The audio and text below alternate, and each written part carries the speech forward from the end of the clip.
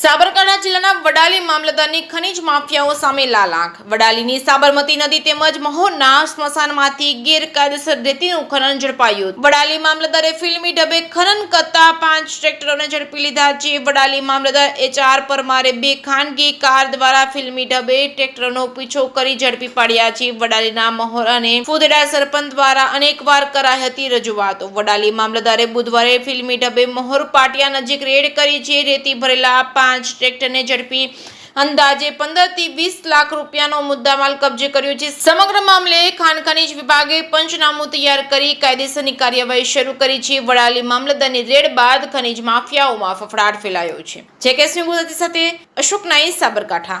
હા, હું મામલતદાર વડાલી હર્ષવર્ધન પરમાર આપને જણાવું છું કે આ બાબતે સાબરમતી નદી તેમજ મોર ગામે આવેલ સ્મશાનમાંથી અનધિકૃત ઇસમો ગેરકાયદેસર રીતે ટ્રેક્ટરથી રેતીનું ખનન કરી ચોરી કરતા હતા.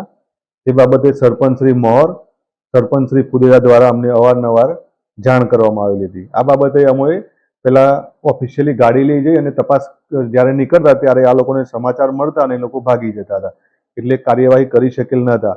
પરંતુ આજ રોજ સવારના 9 કલાકે અમે અમારી ટીમ લઈ ખાનગી ગાડીમાં જઈ અને અમે રેડ કરી અમે 5 ટ્રેક્ટર પકડેલ છે.